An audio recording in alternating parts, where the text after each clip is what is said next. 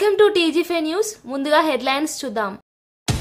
తుఫాన్ బాధిత రైతులకు అండగా పవన్ కళ్యాణ్ ప్రత్యక్ష పర్యటన, పంట నష్టాలను పర్యవేక్షించిన ఉప ముఖ్యమంత్రి, పునరుద్ధరణకి హామీ.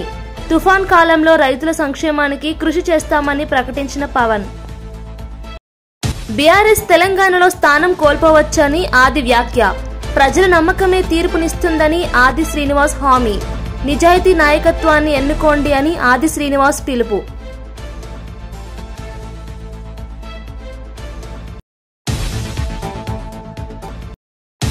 నవంబర్ 1 నుంచి 15 వరకు భారత్ పర్వ్ ఉత్సవాలు ప్రకటింపు. దేశ ఐక్యతకు అంకుర తీసే భారత్ పర్వ్ ఉత్సవాలు ప్రారంభం. పటేల్ జయంతి వేళ దేశవ్యాప్తంగా సంస్కృతి ప్రదర్శనలతో ఉత్సవం. కూటమి ప్రభుత్వం రైతులను నిర్లక్ష్యంగా వ్యవహరిస్తున్నట్లు జగన్ తీవ్ర విమర్శ. 16 నెలలలో రైతుల సమస్యలపై ప్రభుత్వం విఫలమైందని జగన్ ఆవేదన పెండింగ్. సబ్సిడీలు నిధుల అందజేతపై జగన్ డిమాండ్. రైతుల బాధ్యతలను తీర్చకపోవడంపై మాజీ సీఎం ఆగ్రహం.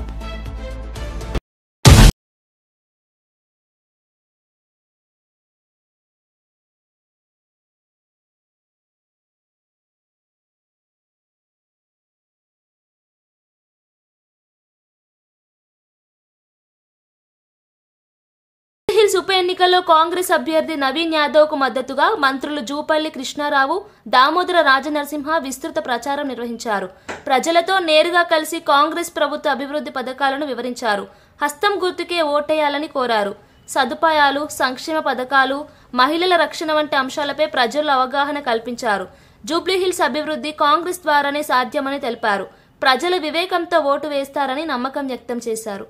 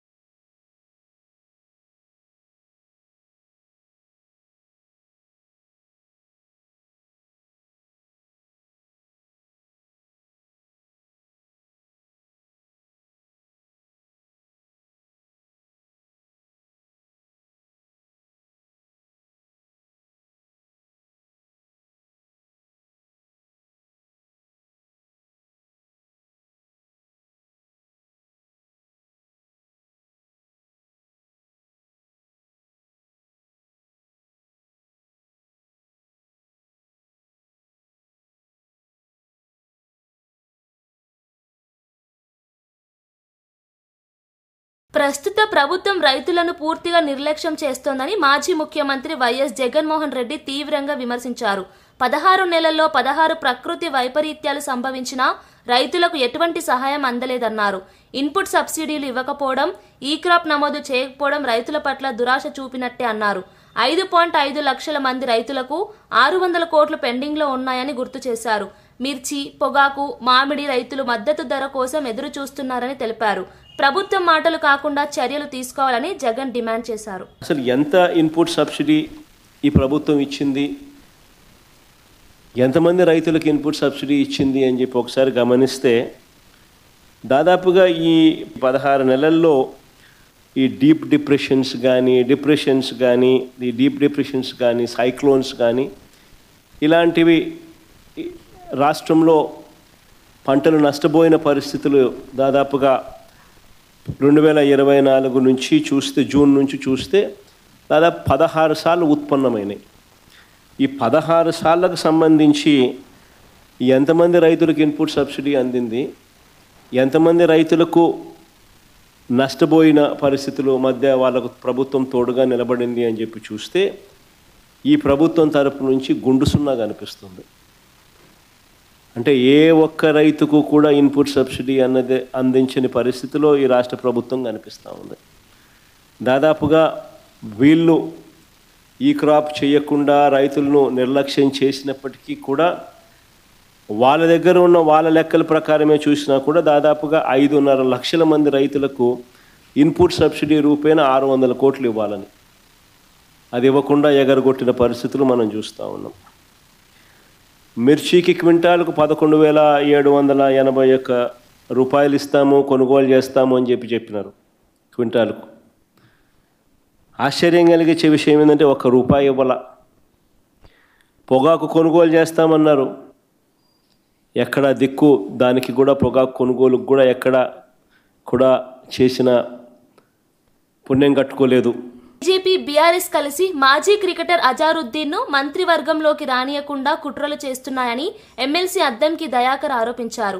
అజారుద్దీన్ దేశ క్రికెట్ జట్టుకు దీర్ఘకాలం కెప్టెన్గా సేవలు అందించిన ప్రతిభావంతుడు అని, అటువంటి నాయకుడికి ప్రభుత్వంలో అవకాశం ఇవ్వడం సహజమని పేర్కొన్నారు. అయితే బీజేపీ దాన్ని అడ్డుకునేందుకు ప్రయత్నిస్తోందని తెలిపారు. బీజేపీ బీఆర్ఎస్ తెర వెనుక బంధం ఉందని ఇప్పటికే కవిత వెల్లడించిందని గుర్తు చేశారు. మీరందరూ అర్థం చేసుకోవాలి, అజరుద్దీన్ని తీసుకుంటే ఏ వర్గం ఓట్లు కాంగ్రెస్కు పడతాయని బీజేపీ ఊహిస్తున్నది? ముస్లిం ఓట్లు. ముస్లిం ఓట్లు అయితే దేశం మొత్తాన కాదు, ఎక్కడ బీజేపీ పోటీ చేసినా కూడా అక్కడ ముస్లిం ఓట్లు బీజేపీకి పడవు. అంటే ఏంది? కాంగ్రెస్కు పడకుండా ఉండాలి, బీఆర్ఎస్కు అనుకూలంగా ఉండాలి. అంటే అజరుద్దీన్ను వ్యతిరేకించాలి. అంటే ఏంది? సింపుల్గా మాకు పడని ఓట్లు కాంగ్రెస్కు పడొద్దు, కాంగ్రెస్కు పడొద్దు అంటే ఏంటి? బీఆర్ఎస్కు పడాలని ఉద్దేశం. దీంట్లో బీఆర్ఎస్ ఇవాళ ద్వంద్వనీతి ఏంటంటే, వాళ్ళు ముస్లింలకు అనుకూలంగా ఉన్నట్టు నటిస్తుంటారు. ఇలా బీజేపీ నాయకులు కిషన్ రెడ్డి గారు, బండి సంజయ్ గారు, అమిత్ షా గారు ఎవరో చెప్తే ఇలా ఇటు కేసీఆర్, కేటీఆర్, హరీష్ రావు ఉంటాడు. ఈ అంశంలో కేటీఆర్ కిషన్ రెడ్డికి చెప్పడం, కిషన్ రెడ్డి దీని మీద కంప్లైంట్ చేపించడం, అజరుద్దీన్ మంత్రివర్గాన్ని అడ్డుకోవడం, ఇది అంత సూత్రం. ఈ గేము కొన్ని ఏండ్ల నుంచి ఆడుతున్నప్పటికి కూడా మొన్న ఎన్నికల్లో ప్రజలు గమనించే కర్రు కాసి వార్త పెట్టిండ్రు. అయినప్పటికి కూడా ఇప్పటికీ కూడా బీఆర్ఎస్ కోసం బీజేపీ పడే శ్రమ, బీజేపీ కోసం బీఆర్ఎస్ పడే శ్రమను మీరు తెలంగాణ ప్రజలు, తెలుగు సమాజం గమనించాల్సిన అవసరం ఉంది. కాబట్టి ఎప్పటికీ ముస్లింలు మాకు ఎయ్యరు కాబట్టి అది బీఆర్ఎస్కు పడాలనే ఉద్దేశంతో కాంగ్రెస్కు వ్యతిరేకంగా బీజేపీ చేసే కుట్రను గమనించాల్సిందిగా నేను విజ్ఞప్తి చేస్తున్నాను. కాంగ్రెస్ పార్టీ పట్ల తాను కట్టుబడి ఉన్నానని ఎమ్మెల్యే కోమటిరెడ్డి రాజగోపాల్ రెడ్డి ప్రకటించారు. పార్టీ మారుతున్నానన్న వదంతులు పూర్తిగా అసత్యమని తెలిపారు. టీఆర్ఎస్ నేతలు మరియు కొందరు దురుద్దేశపూర్వక వర్గాలు దుష్ప్రచారం చేస్తున్నారని ఆరోపించారు. యాదాద్రి భువనగిరి జిల్లాలో చెరువులను పరిశీలించి గంగ పూజ నిర్వహించిన ఆయన చౌటుప్పుల అభివృద్ధి కోసం 500 కోట్ల ప్రణాళిక సిద్ధమవుతోందని తెలిపారు. ప్రజల భద్రత, మౌలిక వసతులపై కేంద్రీకరించి పనులు చేస్తున్నానని పేర్కొన్నారు. పార్టీ అధిష్టాన నిర్ణయాలకి కట్టుబడి ఉంటానని రాజగోపాల్ రెడ్డి తెలిపారు.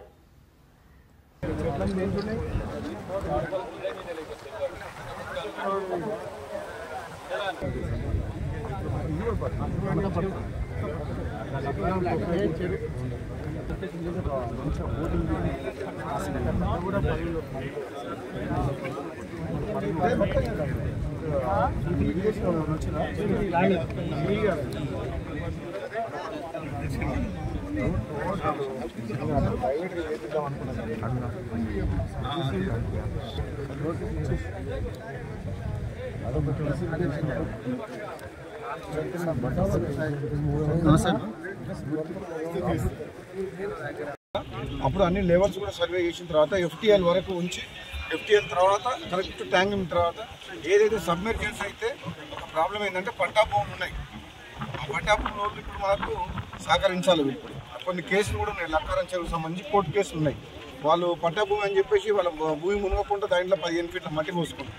అది ఆల్రెడీ ఇరిగేషన్ అధికారులతోటి, రెవెన్యూ ఆర్డీఓ గారితో, ఎంఆర్ఓ గారితో చెప్పిన వాళ్ళు కూడా తప్పకుండా చర్యలు తీసుకుంటారు. ఎందుకంటే ఏదైతే ఎక్స్ట్రా మట్టి పోసారో వాళ్ళు నీళ్లు లేనప్పుడు, పట్టా భూమిలో ఉన్న ఎఫ్టీఎల్లో ఉన్న నీళ్లు లేనప్పుడు, వాటర్ నిండనప్పుడు వాళ్ళు వ్యవసాయం చేసుకోవచ్చు. కానీ వాటర్ నిండినప్పుడు వాటర్ని ఆటంగా కల్పించే విధంగా చేయకూడదు. కాబట్టి దాన్ని దృష్టిలో పెట్టుకుని చర్యలు కూడా తీసుకుంటే ఏది ఏమైనా కానీ చౌటుప్పల్ మున్సిపాలిటీ అనేది రాబోయే 25 సంవత్సరాలకు సరిపోయే ప్రణాళికలు చేస్తున్నాం. ఎందుకంటే దాదాపు 5 లక్షల పాపులేషన్ కాబోతుంది. ఈరోజు అఫీషియల్గా 20,000 ఓటర్లు ఉన్నారు. 30,000 పాపులేషన్ చూపిస్తుంది పేపర్ మీద. కానీ ఇక్కడ ఇండస్ట్రీస్ ఎన్నో ఉండడం వల్ల 1,00,000 పాపులేషన్ ఉంది. మినిమం 1,00,000 పాపులేషన్ చౌటుప్పల్ మున్సిపాలిటీ ఉన్నారు. కానీ మౌలిక వసతులు కానీ, మంచినీళ్ళు కానీ, డ్రైనేజ్ వ్యవస్థ కానీ 20-30,000 మందికే ఉంది. ఈ అన్అఫీషియల్గా ఉండేటోళ్ళు అందరూ ఎవరైతే ఈ కార్మికులు వేరే రాష్ట్రాలకి వచ్చి ఫార్మా ఇండస్ట్రీస్లో కానీ ఇంకో ఇండస్ట్రీలో పనిచేసే వాళ్ళందరూ కూడా వాళ్ళు మరి ఇక్కడ ప్రాంతం వాళ్ళు కారు, కానీ బతుకు తెరువు కోసం వచ్చి ఇక్కడనే ఉంటున్నారు. కాబట్టి వీటినన్నిటి దృష్టిలో పెట్టుకుని రేపు రాబోయే రోజులలో మున్సిపాలిటీని ఒక మాస్టర్ ప్లాన్ తయారు చేస్తున్నాం. మొన్ననే నేను municipal principal commissioner Sridevi madam గారి దగ్గర పోయి సెక్రటరియట్కు దాదాపు ఒక 45 నిమిషాలు మాట్లాడొచ్చిన. చౌటుప్పల్ మున్సిపాలిటీ నేషనల్ హైవే మీద ఉన్నది, హైదరాబాద్ ఆనుకొని ఉన్నది, ఎయిర్పోర్ట్కు 45 నిమిషాల దూరంలో ఉంది. కాబట్టి చాలా వేగంగా అభివృద్ధి చెందుతుంది. కాబట్టి ఒక ప్రత్యేకమైన దృష్టి పెట్టి దాదాపు 500 కోట్ల రూపాయల నిధులు ఇస్తే చౌటుప్పల్ మున్సిపాలిటీని రేపు రాబోయే 25 సంవత్సరాలకు సరిపోను ఇన్ఫ్రాస్ట్రక్చర్ క్రియేట్ చేయొచ్చు అని చెప్పి నేను ఆయనతో డిస్కస్ చేయడం జరిగింది మేడం గారితో. ఆమె కూడా సానుకూలంగా రేపు రాబోయే రోజుల్లో ఏదో వరల్డ్ బ్యాంక్ లోన్ ఏదైనా వస్తుందంట, దాంట్లో చౌటుప్పలకు ఒక 500 కోట్ల రూపాయల ఫండ్స్ ఇస్తామని చెప్పింది. దాన్ని పెట్టుకొని తప్పకుండా మేము అధికారులందరం కలిసి ఒక సమగ్రమైన మంచి ఒక మాస్టర్ ప్లాన్ తయారు చేసి ఈ చౌటుప్పల్ పట్టణాన్ని అన్ని విధాలుగా ముందుకు తీసుకెళ్లిపోతాం. భగవద్గీతపై ధర్మకర్తల మండలి సభ్యుడు ఎంఎస్ రాజు చేసిన వ్యాఖ్యలను బీజేపీ నాయకుడు భానుప్రకాష్ రెడ్డి తీవ్రంగా ఖండించారు. గీతా బోధులు ప్రపంచానికి మార్గదర్శకమని, హిందువుల మనోభావాలను దెబ్బతీసే వ్యాఖ్యలు అసహనీయమని అన్నారు. కోట్లాది మంది భక్తులు ఆచరిస్తున్న గీతా సూత్రాలను అవమానించడం సాంఘిక సమతుల్యతను దెబ్బతీస్తుందని హెచ్చరించారు. వెంటనే క్షమాపణ చెప్పి వ్యాఖ్యలను వెనక్కి తీసుకోవాలని డిమాండ్ చేశారు. గీతా ధర్మం, న్యాయం, సత్యం, కర్తవ్యానికి పునాది అని పేర్కొన్నారు. అలాంటి గ్రంథాన్ని కోట్లాది మంది హిందువులు తమ జీవన శైలిలో దానితో మమేకమై నిత్యం భగవద్గీతలో ఉన్నటువంటి సారాంశాన్ని తమ జీవితంలో ఏ విధంగా ఉండాలి, ఏ విధంగా ముందుకు పోవాలి, ఏ విధంగా ధర్మాన్ని ముందుకు తీసుకోవాలని చెప్పి ఒక మంచి సంకల్పంతో భగవద్గీతని ఆరాధిస్తూ ముందుకు పోతున్నటువంటి ఈ సందర్భంలో మొన్న గౌరవ శాసనసభ్యులు అలాగే తిరుమల తిరుపతి దేవస్థానాల ధర్మకర్తల మండలి సభ్యులు ఎంఎస్ రాజు గారు భగవద్గీత వల్ల ఉపయోగం లేదని చెప్పి మాటల్ని వెంటనే వారు వెనక్కి తీసుకొని హిందువులకు క్షమాపణ చెప్పాలని చెప్పి మేము డిమాండ్ చేస్తున్నాం. ఖచ్చితంగా భగవద్గీతను ఈరోజు ఒక పవిత్ర గ్రంథంగా భావిస్తున్నారు. మనకున్నటువంటి రామాయణం, మహాభారతం, ఇతిహాసాలు, పురాణాల్లో భగవద్గీత ఒక పవిత్ర గ్రంథంగా మనం భావించి ముందుకు తీసుకుపోతున్నాం. శ్రీకృష్ణుడు బోధించినటువంటి ఆ గ్రంథం ఈరోజు ప్రపంచవ్యాప్తంగా కేవలం హిందూ దేశంలోనే కాకుండా ప్రపంచవ్యాప్తంగా సునీతా విలియమ్స్ అంతరిక్షంలోకి వెళ్లే సమయంలో కూడా భగవద్గీతని గణేష్ ప్రతిమని వారు తీసుకొని వెళ్ళారని చెప్పి మనం చదవడం జరిగింది. అంతేకాకుండా ప్రధానమంత్రి గారు కూడా విదేశాలకు వెళ్ళినప్పుడు సందర్భంలో విదేశాల్లో ఉన్నటువంటి అధ్యక్షులకి భగవద్గీతని, ఈ పవిత్రమైన భగవద్గీతని వారికి అందించినటువంటి సందర్భాలు చూస్తున్నాం. అలాంటి భగవద్గీత పట్ల ఇంత అవహేళనగా మాట్లాడడం ఇది మంచిది కాదు. వారు వెంటనే ఈ మాటలు వెనక్కి తీసుకోవాలని చెప్పి మేము వారిని డిమాండ్ చేస్తున్నాం. ఎన్టీఆర్ జిల్లా నందిగామలో మున్నేరు నది ఉధృతి పెరుగుతున్న నేపథ్యంలో జిల్లా కలెక్టర్ లక్ష్మీషా, సిపి రాజశేఖర్ బాబు, ఎమ్మెల్యే సౌమ్య అక్కడికి చేరుకుని పరిస్థితులను సమీక్షించారు. 3 లక్షల క్యూసెక్కుల వరద నీరు ప్రవహిస్తుండటంతో అధికారులు హై అలర్ట్లో ఉన్నారు. ఎగువ ప్రాంతాల నుండి వరద నీరు వేగంగా వస్తుండటంతో లోతట్టు ప్రాంత ప్రజలను పునరావాస కేంద్రాలకు తరలించారు. అవసరమైతే జాతీయ రహదారి ట్రాఫిక్ ను కూడా నిలిపివేయడానికి ఏర్పాట్లు చేస్తున్నామని కలెక్టర్ తెలిపారు. ప్రజలు అప్రమత్తంగా ఉండి అధికారుల సూచనలు పాటించాలని విజ్ఞప్తి చేశారు.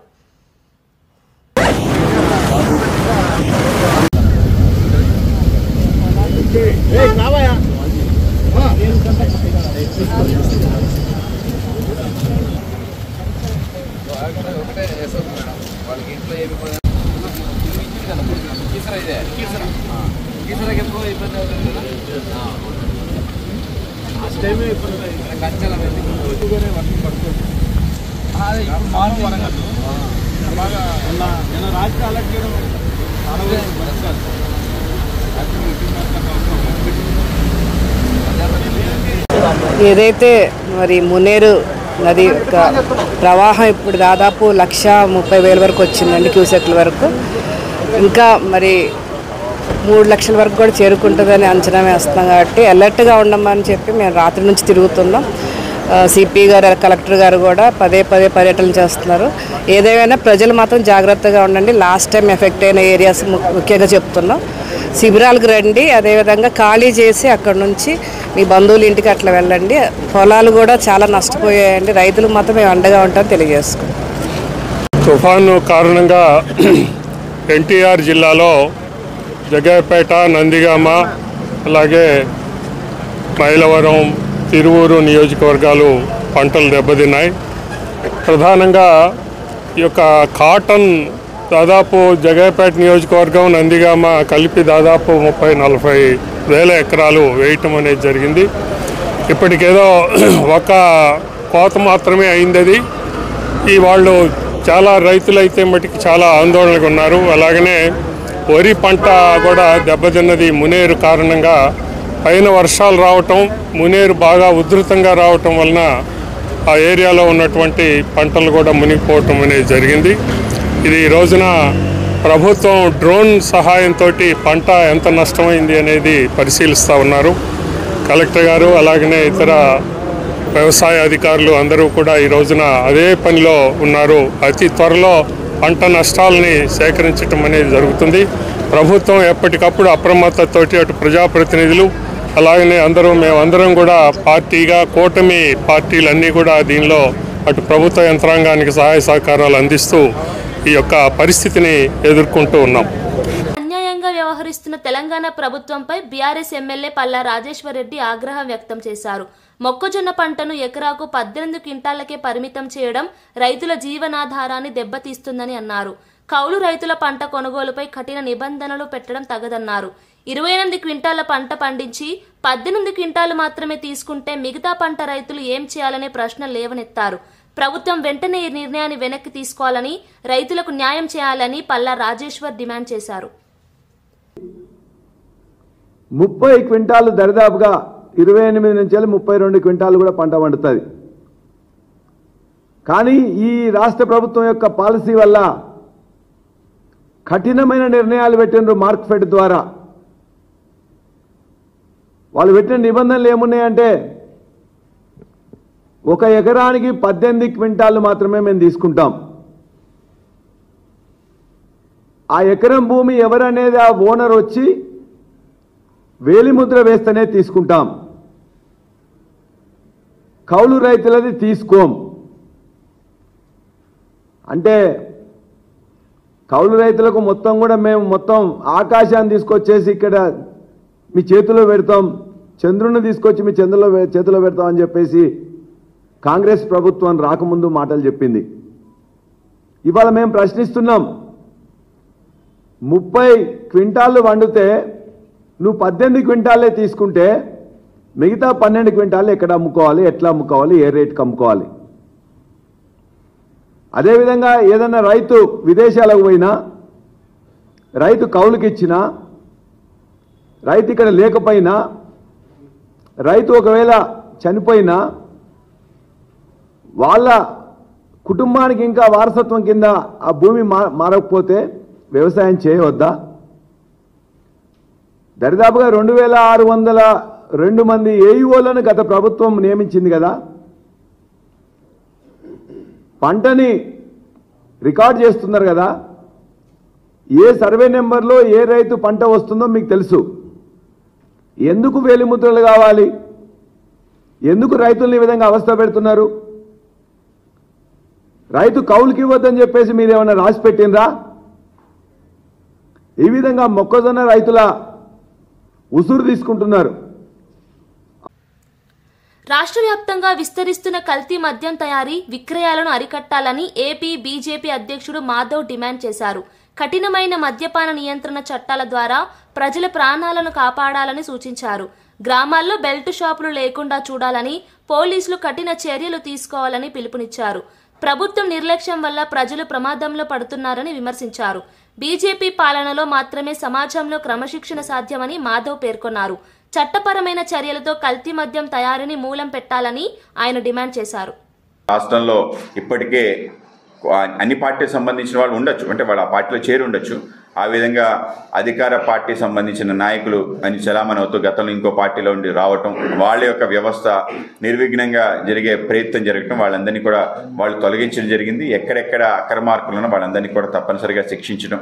అలాగే బెల్ట్ షాపులకు సంబంధించిన అంశం కూడా లేచింది. తప్పనిసరిగా ఎక్కడ బెల్ట్ షాపులు ఉండకుండా ఉండాలి. మేము కూడా కఠిన మద్యపాన నియంత్రణ అనేది మా యొక్క లక్ష్యం. నియంత్రణ జరగాలి. ఆ విధంగానే జరగకపోతే వ్యవస్థలన్నీ కూడా క్షీణిస్తాయి. కనుక మా పార్టీ స్టాండ్ మొదటి నుంచి ఈ యొక్క నియంత్రణ అంశం తప్పనిసరిగా జరగాలి అని చెప్పి ఆ విధంగా జరుగుతుంది. ఎక్కడైనా ఇటువంటి కల్తీ మద్యానికి సంబంధించిన అంశం వచ్చినా దానిపైన ప్రభుత్వం ఉపేక్షించకుండా ముందుకెళ్లాలని మేము కోరుకుంటున్నాం. ఆ విధంగానే మొంతా తుఫాన్ ప్రభావిత ప్రాంతాల్లో నష్టపోయిన రైతుల కోసం ప్రభుత్వం అండగా ఉందని మంత్రి అచ్చెన్నాయుడు తెలిపారు.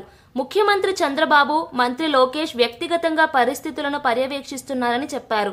భారీ గాలులు, వర్షాల కారణంగా దెబ్బతిన్న పంటలకు నష్టపరిహారం అందజేయనున్నామని పేర్కొన్నారు. పునరావాస కేంద్రాల్లో ఉన్న బాధితులకు ఆహారం, తాగునీరు, వైద్య సేవలు అందిస్తున్నామని చెప్పారు. రైతులు ధైర్యంగా ఉండాలని, ఎవరూ నిరాశ చెందవద్దని పిలుపునిచ్చారు. ప్రభుత్వం తుఫాన్ నుంచి రైతులను కాపాడటానికి అన్ని చర్యలు తీసుకుంటోందని మంత్రి తెలిపారు. నుంచి క్లోజ్గా పర్యవేక్షించడం వల్ల నిన్న మనకింత పెద్ద విపత్తు వచ్చినా సరే ఎక్కడ కూడా హ్యూమన్ లాస్ గానీ మేజర్ గా ఆస్తులు కోల్పోవడం గానీ లేకుండా చేసుకున్న విషయం మనందరికి కూడా తెలుసు. అయితే ఇప్పుడు మనం చేయవలసింది ఏదైతే నిన్న వచ్చినటువంటి తుఫాన్లో చాలా వరకు హార్టికల్చర్ పంటలన్నీ కూడా దెబ్బతిన్నాయి. ముఖ్యంగా వ్యవసాయంలో వరి కూడా దెబ్బతింది. అందులో ఈ జిల్లాలో అరటి కూడా చాలా వరకు దెబ్బతింది. ఇవన్నీ కూడా ఉదయమే స్పష్టమైనటువంటి ఆదేశాలు ఇచ్చాం. ఒక 2 రోజుల్లోనే అధికారులు టీములుగా వెళ్లి ప్రతి గ్రామాన్ని కూడా ఏ పంట ఏ రైతుకి నష్టం జరిగిందో ఎన్యూమరేషన్ అంతా కూడా చేసి 2 రోజుల్లో ప్రభుత్వానికి నివేదిక ఇమ్మని చెప్పాం. ఇచ్చిన వెంటనే కేంద్ర ప్రభుత్వంతో మాట్లాడి నష్టపోయినటువంటి రైతులందరికీ కూడా ప్రభుత్వం ఆదుకునే కార్యక్రమం చేస్తుంది. అదేవిధంగా గత 3 రోజులుగా ఎవరైతే ఊరి గుడిసెల్లో ఉన్నారో, ఎవరైతే నాణ్యత లేనటువంటి భవనాల్లో ఉన్నారో వాళ్ళందరికీ కూడా జిల్లా నుంచి ఒక 10,000 కుటుంబాలని ఈ రోజు కేంద్రాలకు తీసుకొచ్చాం. తీసుకురావడమే కాదు, వారికి మంచి భోజనం గాని వసతి గాని ఏర్పాటు చేశాం. వాళ్ళు మళ్ళీ ఇంటికి వెళ్లే సమయానికి ఒక్కొక్కరికి 3,000 రూపాయలు చొప్పున పరిహారం కూడా ఇవ్వమని చెప్పి ఆదేశాలు ఇచ్చాం. ఈ రోజు బ్యాంకులు ఆలస్యం వల్ల కొన్ని దగ్గరలు ఇవ్వలేదు, వాళ్ళ ఇంటికి తీసుకెళ్లి ఇచ్చే కార్యక్రమం చేస్తాం. మొంతా తుఫాన్ ప్రభావం రాష్ట్రాన్ని తీవ్రంగా తాకినా సీఎం చంద్రబాబు ముందస్తు చర్యలతో పెద్ద విపత్తు తప్పిందని వైద్య ఆరోగ్య శాఖ మంత్రి సత్యకుమార్ యాదవ్ తెలిపారు. ప్రతి జిల్లాల్లో అధికారులు ముందుగానే అప్రమత్తం అవడంతో ప్రాణ నష్టం జరగలేదని చెప్పారు. వైద్య సదుపాయాలు, ఆహార సరఫరాలు, విద్యుత్ పునరుద్ధరణ వంటి పనులు వేగంగా జరిగాయని పేర్కొన్నారు. ప్రభుత్వం తుఫాన్ పర్యవేక్షణలో పూర్తి సమన్వయంతో పనిచేసిందని వివరించారు. బాధిత కుటుంబాల పునరావాసానికి ప్రత్యేక చర్యలు చేపట్టామని, ప్రజల భద్రతకు అన్ని చర్యలు కొనసాగుతున్నాయని తెలిపారు.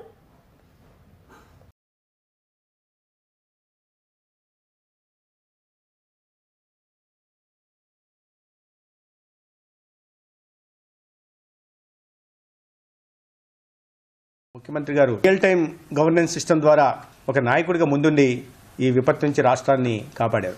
అనేక లోతట్టు ప్రాంతాల్లో ప్రజల్ని లేదా కొండ ప్రాంతాల్లో ఉంటున్న వారిని గుర్తించి రాష్ట్ర వ్యాప్తంగా వేల సంఖ్యలో పునరావాస కేంద్రాలు ఏర్పాటు చేసి అనేక మందిని అక్కడికి తరలించడమే కాకుండా ఈ వయోవృద్ధుల్ని గుర్తించడం, బాలింతల్ని గుర్తించడం, దాదాపు 36,000 మందిని రాష్ట్ర వ్యాప్తంగా బాలింతల్ని గుర్తించడం జరిగింది. దాంట్లో 2,555 మందిని సురక్షిత ప్రాంతాలకంటే ఆసుపత్రులకు కానీ ట్రైబల్ సెంటర్స్లో బర్త్ సెంటర్లకు కానీ తరలించి వారికి సుఖప్రదమైన ప్రసవం కలిగేలాగా జాగ్రత్తలు తీసుకోవడం జరిగింది. రిలీఫ్ సెంటర్స్ ఏవైతే ఉన్నాయో వేరే రిలీఫ్ సెంటర్లు ప్రతి చోట కూడా మెడికల్ క్యాంపులు కూడా పెట్టడం, అన్ని రకాల మందుల్ని అందుబాటులో ఉంచడమే కాకుండా పెద్ద ఎత్తున అంబులెన్స్లను కూడా అందుబాటులో ఉంచడం జరిగింది. ఈ ప్రభావిత జిల్లాలలో వీటిని మోహరించడం జరిగింది. హిల్స్ ఉప ఎన్నికల నేపథ్యంలో ఎమ్మెల్యే ఆది శ్రీనివాస్ బీఆర్ఎస్ పార్టీపై తీవ్ర విమర్శలు చేశారు. ప్రజలను మభ్యపెట్టి అధికారం కోసం పరిగెత్తే పార్టీకి తెలంగాణలో స్థానం లేదన్నారు. బీఆర్ఎస్ నేతలు పదవి కోసం ఎలాంటి నీచ స్థాయికైనా దిగజారుతున్నారని ఆరోపించారు. జూబ్లీహిల్స్ ఫలితమే బీఆర్ఎస్ భవిష్యత్తు నిర్ణయిస్తుందని అన్నారు. ప్రజల సంక్షేమం, అభివృద్ధి పట్ల కట్టుబడి ఉన్న కాంగ్రెస్కే ప్రజలు నమ్మకం చూపుతున్నారని తెలిపారు. ప్రజలతో నిజాయితీగా ఉండే నాయకులను ఎంచుకోవాలని ఆది శ్రీనివాస్ పిలుపునిచ్చారు. వారు కూర్చోవడానికి కోసం ఎంతకైనా దిగజారుతుండడం నిదర్శనంగా ఈ వాక్యాలు. రాష్ట్రంలో ఇందిరమ్మ రాజ్యం వచ్చి ముఖ్యమంత్రి గారి సీట్లో గౌరవ రేవంత్ రెడ్డి గారు కూర్చుని నాటి నుంచి కూడా వాళ్ళ కళ్ళల్లో మంట కనిపిస్తా ఉంది. 2 రోజుల నుంచే ఈ ప్రభుత్వం పడిపోతుందని చెప్పి శాపనార్థాలు పెట్టినటువంటి సందర్భం. మీరెంత గింజుకున్నా ఇందిరమ్మ రాజ్యం గౌరవ ముఖ్యమంత్రి గారు తన పదవితో ఈ రాజ్యాన్ని నడిపేటువంటి క్రమంలో ప్రభుత్వాన్ని సక్రమంగా నడుపుతూ ప్రజా సంక్షేమాన్ని చేస్తున్న మాట సందర్భంగా ఈరోజు ఆంధ్రప్రదేశ్లో మీ ఆఫీస్ ఓయూరుకు మారిందట. అసలు ఇక్కడ మరి మీ బీఆర్ఎస్ పార్టీ ఉంటుందా లేదా, లేదు మీ సొంత చెల్లి కవిత బీఆర్ఎస్ భవన్ ఆక్రమించుకోకుండా చూసేటువంటి కార్యక్రమం చేస్తావా లేదా, దానిపై దృష్టి పెట్టేటువంటి కార్యక్రమం చేయి తప్ప జూబ్లీ హిల్స్ ఎన్నికల్లో కాంగ్రెస్ పార్టీ ఓడిపోవడం కళ్ళన మాట సందర్భం చెప్తా ఉన్నా. ప్రజా సంక్షేమాలు ప్రజలకు అందుతున్న వేళ సన్నబియ్యం తీసుకుంటున్న వాళ్ళు, రేషన్ కార్డులు అందుకున్న వాళ్ళు, 200 యూనిట్లు కరెంటు ఉచితంగా పొందినటువంటి వాళ్ళు ఈ రాష్ట్ర ప్రభుత్వానికి దీవెలిచ్చేటువంటి కార్యక్రమంలో, ఆశీర్వదించే కార్యక్రమంలో కాంగ్రెస్ పార్టీ అభ్యర్థిని గెలిపించాలని చెప్పిన ఆలోచనతో ముందుకు పోతా ఉంటే ఈరోజు కేటీఆర్ గారు మాత్రం ఆయన యొక్క అధికార దాహం కోసం ఈరోజు ఈ ప్రభుత్వాన్ని పడగొట్టాలని చెప్పని కుట్ర కుతంత్రంతో ముందుకు పోతున్నటువంటి మాటలు వారి వాక్యంలో కనిపించాలని చెప్పిన మాట సందర్భంగా చెప్తూ ఈరోజు మీ ఈ కుట్రల వల్లనే మీరు మీ తండ్రి చేస్తున్న కుట్రలను చూసి భరించలేకనే 10 మంది ఎమ్మెల్యేలు మీకు దూరమైన, ఆ 10 మంది ఎమ్మెల్యేలు మీకు దూరమైన క్రమంలో మీ మైండ్ బ్లాక్ అయి ఏం మాట్లాడుతుందో తెలియని పరిస్థితుల్లో ఫ్రస్ట్రేషన్ లోనటువంటి మీరు ముందుగా మీ బీఆర్ఎస్ పార్టీని చక్కదిద్దుకునే ప్రయత్నం చేయి. అసలు భవిష్యత్తులో బీఆర్ఎస్ పార్టీ తెలంగాణలో ఉంటుందో లేదో అని ఇంతకుముందు నేను అనేక సందర్భాలు చెప్పిన. తెలంగాణ రాష్ట్ర సమితి పార్టీని భారతీయ రాష్ట్ర సమితి పార్టీగా మార్చిన రోజు తెలంగాణ ప్రాంత ప్రజలతో పేగు బంధాన్ని తెంచుకున్నటువంటి మీరు మళ్లీ ఈ సందర్భంగా ప్రజల్లోకి వెళ్లి ఏ ముఖం పెట్టుకుని మాట్లాడతారని చెప్పిన మాట సందర్భంగా అసలు బీఆర్ఎస్ పార్టీకి ఎందుకు ఓటు వేయాలని చెప్పని ఈరోజు జూబ్లీహిల్స్ ఉన్నటువంటి ప్రజలు ప్రశ్నిస్తున్న సందర్భంలో మరో 3 సంవత్సరాలు ఈ రాష్ట్రంలో అధికారం ఉండేది కాంగ్రెస్ పార్టీ ప్రభుత్వం కాబట్టి కాంగ్రెస్ పార్టీ బలపరిచిన అభ్యర్థి యువకుడు, అతనిపైన నిందారోపణలు చేస్తారు. విద్యావంతుడు, ఆయన సామాజిక సేవతో ముందుకు పోతున్నటువంటి నవీన్ యాదవ్ గారిని ప్రజలందరూ కూడా ఆశ్రయించే క్రమంలో కూడా వ్యక్తిగతంగా అతనిపైన కూడా నిందారోపణలు చేసేటువంటి కార్యక్రమాలు చేయడం మానుకోవాల్సిందిగా ఈరోజు బీసీ బిడ్డ అయినటువంటి నవీన్ యాదవ్ గారు గెలవడం ఖాయం. తెలంగాణ రాష్ట్ర ప్రభుత్వాన్ని ఈరోజు ప్రజలు ఆశీర్వదించినప్పుడు మీరు పెట్టిపోయినటువంటి 8 లక్షల కోట్ల అప్పున్నా ఎన్ని సంక్షేమ కార్యక్రమాలు అమలు చేస్తున్నటువంటి ప్రభుత్వానికి అండగా నిలబడాలని, ఈ సంక్షేమాలు తీసుకుంటున్నటువంటి ప్రజలందరూ కూడా ఈ ప్రభుత్వానికి ఆశీర్వాదాలని చెప్పి చూస్తున్నటువంటి పరిస్థితిని తట్టుకోలేకనే మీ ఈ మాటలు తప్ప, అధికార యావన కనిపిస్తుంది మీ మాటల్లో తప్ప మరొకటి కాదు. ముమ్మాడికి జూబ్లీహిల్స్ ఎన్నికల్లో ప్రజలు కాంగ్రెస్ పార్టీ అభ్యర్థిని గెలిపిస్తారని చెప్పినటువంటి విశ్వాసాన్ని సందర్భంగా తెలియజేస్తా ఉన్నాను. మొంతా తుఫాన్ ప్రభావంతో దెబ్బతిన్న ప్రాంతాలను ఉప ముఖ్యమంత్రి పవన్ కళ్యాణ్ పరిశీలించారు. రైతులను కలుసుకుని పంటల నష్టం గురించి వివరాలు తెలుసుకున్నారు. బాధిత కుటుంబాలకు ప్రభుత్వం అండగా ఉంటుందని హామీ ఇచ్చారు. తుఫాన్ తగ్గిన వెంటనే పునరుద్ధరణ పనులు వేగవంతం చేస్తామని చెప్పారు. అధికారులు ప్రతి ఇంటి పరిస్థితిని నమోదు చేయాలని ఆదేశించారు. కష్టకాలంలో రైతులు ధైర్యం కోల్పోకూడదని పిలుపునిచ్చారు. రైతుల సమస్యలను ముఖ్యమంత్రి దృష్టికి తీసుకెళ్లి తగిన న్యాయం చేయిస్తామని పవన్ కళ్యాణ్ స్పష్టం చేశారు. ప్రజల భద్రత, పంట రక్షణకే ప్రభుత్వం ప్రాధాన్యత ఇస్తోందని ఆయన పేర్కొన్నారు.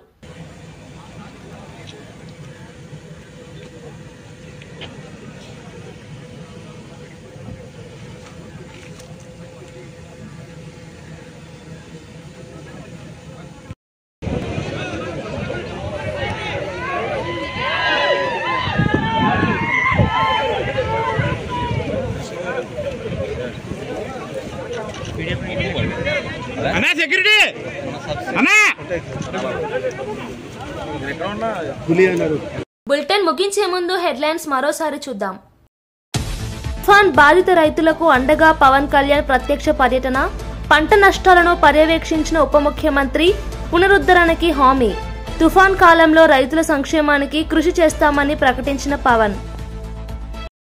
బీఆర్ఎస్ తెలంగాణలో స్థానం కోల్పోవచ్చని ఆది వ్యాఖ్య. ప్రజల నమ్మకమే తీర్పునిస్తుందని ఆది శ్రీనివాస్ హామీ.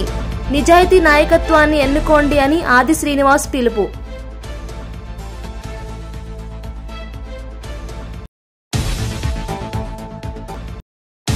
నవంబర్ 1 నుంచి 15 వరకు భారత్ పర్వ్ ఉత్సవాలు ప్రకటింపు. దేశ ఐక్యతకు అంకుర తీసే భారత్ పర్వ్ ఉత్సవాలు ప్రారంభం. పటేల్ జయంతి వేళ దేశవ్యాప్తంగా సంస్కృతి ప్రదర్శనలతో ఉత్సవం. కూటమి ప్రభుత్వం రైతులను నిర్లక్ష్యంగా వ్యవహరిస్తున్నట్లు జగన్ తీవ్ర విమర్శ. 16 నెలలలో రైతుల సమస్యలపై ప్రభుత్వం విఫలమైందని జగన్ ఆవేదన పెండింగ్. సబ్సిడీలు నిధుల అందజేతపై జగన్ డిమాండ్. రైతుల బాధ్యతలను తీర్చకపోవడంపై మాజీ సీఎం ఆగ్రహం.